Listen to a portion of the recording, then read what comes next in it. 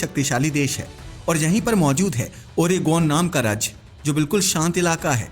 यहाँ सिर्फ पहाड़, हवा और घूमती हुई शांति ही नजर आती है। मगर 1981 में यहाँ अचानक हलचल मच गई थी, जिसकी वजह था भारत से आया हुआ एक आध्यात्मिक गुरु। जी हाँ, वही आध्यात्मिक गुरु जिन्हें दुनिया ओशो के नाम से जानती है। उन्होंने कुछ महीनों में इस वीराने में एक new debates, new tradition and new controversies का केंद्र बना दिया। इसका अंदाजा आप इस बात से लगा सकते हो कि एक आध्यात्मिक गुरु, हजारों करोड़ों डॉलर का निवेश, 64,000 एकड़ में फैला पूरा शहर और कुछ सालों के बाद अमेरिकी इतिहास का सबसे बड़ा घरेलू बायो टेरर अटैक बन गया।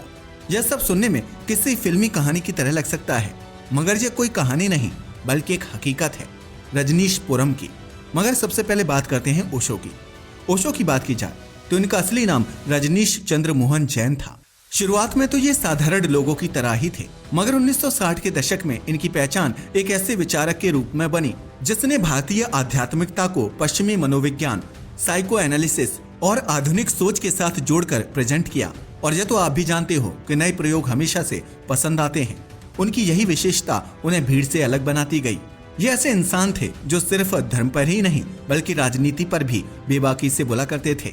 मगर सबसे ज्यादा विवादित बात यह थी कि इन्होंने अध्यात्म को सेक्स के साथ जोड़ दिया था, जिसकी वजह से इनके विचारों ने भारत और विदेश दोनों जगह इन्हें सेंटर ऑफ अट्रैक्शन बना दिया था। आप हैरान रह जाएंगे कि इन्होंने ऐसे ऐसे विवादित विचार दिए जिनकी आप कल्पना भी नहीं कर सकते।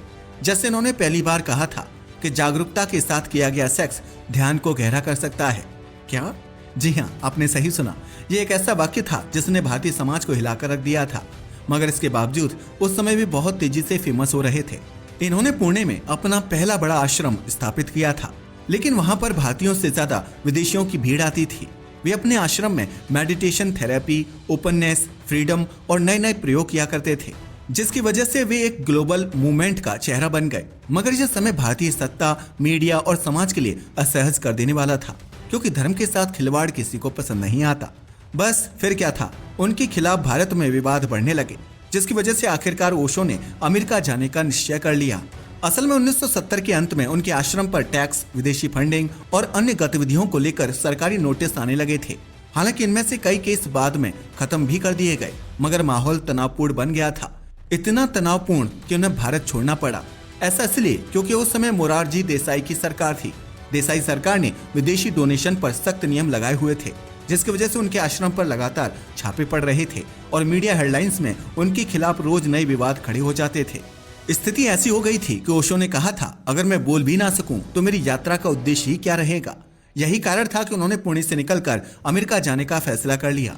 दरअसल ऐसा इसलिए क्योंकि उन्हें लग रहा था कि वहां फ्री स्पीच और धार्मिक स्वतंत्रता ज्यादा मिल सकती थी। मगर जैसे ही उन्होंने अमेरिका में एंट्री ली, उनकी कहानी में एक नया चरित्र आ गया, जिसका नाम था शीला अंबालाल पटेल। यह वह लेडी थी जिसे ओशो ने मां आनंद शीला का नाम दिया था। एक्चुअल में शीला शुरुआत से ही ओशो की बेहद करीबी और भरोसेमंद शिष्या थी, जिसका अंदाजा आप इस बात से लगा सकते हो कि उन्होंने अमेरिका में ओशो के मिशन की पूरी जिम्मेदारी अपने हाथों में ले ली थी। अमेरिका पहुंचते ही ओशो ने विशाल वीरान जगह, जो करीब 64,000 एकड़ में थी, उस जमीन को खरीद लिया और फिर यहाँ पर उनके प्रयोगों की शुरुआत हुई थी, जो सच में कल्पना से भी परे थे। जिसका अंदाजा आप इस बात से लगा सकते हो कि एक आध्यात्मिक गुरु ने रेगिस्तान में पूरा का पूरा शहर खड़ा कर दिया। आप खुद सोचिए, एक ऐसा रेगिस्तान जहां ना पानी था ना सड़क। ओशो के अनुयायियों ने इसे बदलकर एक ऐसी जगह बना दिया जो किसी शहर से कम नहीं थी। यहाँ पर उन्होंने खुद की सड़कें, खुद की पुलिस, खुद का फायर ब्रिगेड, खुद का अस्पताल, खुद का एयरपोर्ट, खुद की पब्लिक बस और यहाँ तक कि नगर पालिका जैसी प्रशासनिक इकाई भी बना दी थी। यहाँ पर सब कुछ था। इनफैक्ट सिंपल वर्ड्स में कहें तो यह एक फंक्शनिंग सिटी थी, जिसे इन्होंने रजनीशपुरम नाम दिया।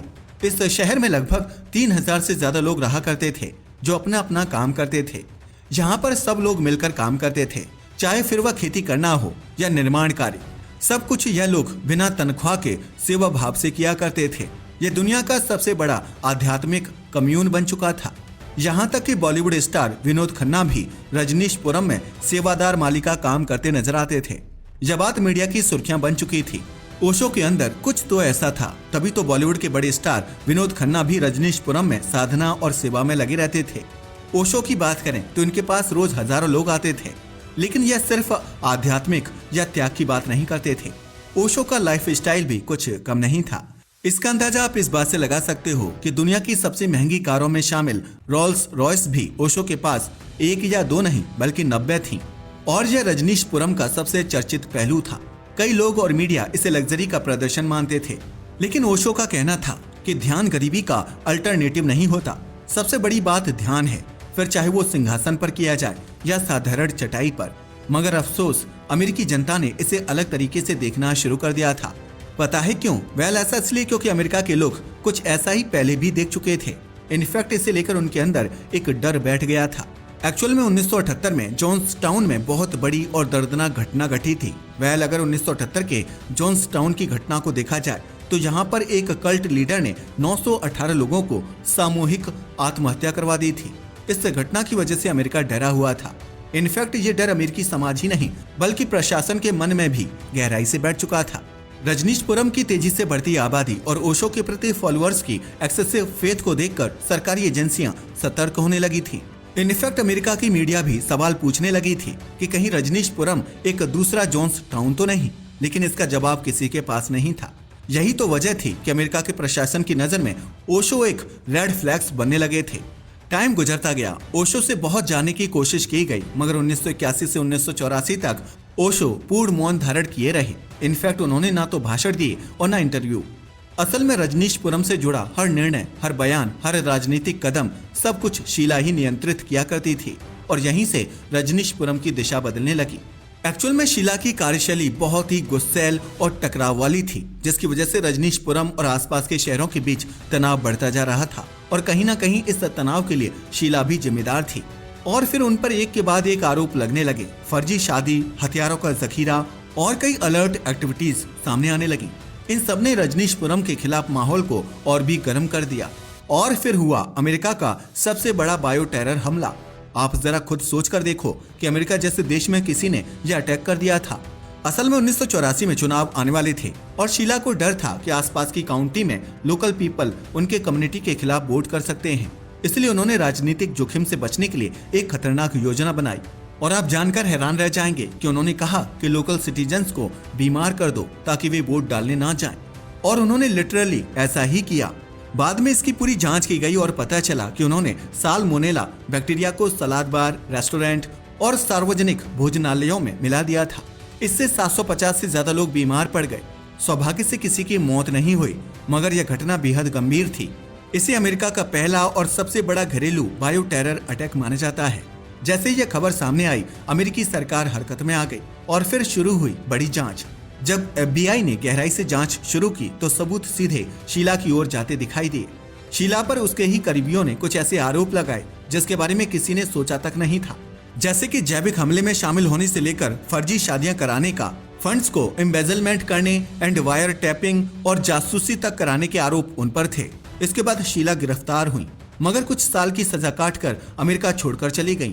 वहीं अगर ओशो की बात करें तो उन्होंने कहा था कि यह सब उनकी जानकारी के बिना हुआ, लेकिन इसके बावजूद ओशो को अमेरिका से निर्वासित कर दिया गया। इनफैक्ट कई देशों ने उन्हें प्रवेश देने से भी इनकार कर दिया, जिसकी वजह से आखिरकार वे वापस भारत आए और पुणे में अपनी गतिविधियां फिर से शुरू की।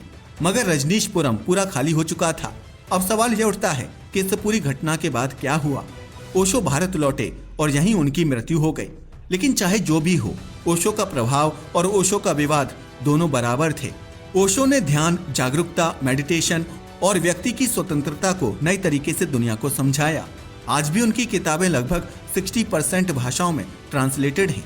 निष्पक्ष रूप से देखा जाए तो यह बात साफ है कि ओशो एक ऐसे व्यक्ति थे जिनके विचार highly impressive and in depth से जुड़े हुए थे। उनकी शिक्षाएं आज भी लाखों लोगों को प्रेरित करती हैं। लेकिन रजनीशपुरम की कहानी ये भी सिखाती है कि जब स्पिरिचुअलिटी एंड पॉलिटिकल पावर मिलकर एक प्रयोग करती हैं तो परिणाम अनसर्टेन एंड डेंजरस हो सकते हैं। तो ये थी कहानी ओशो की।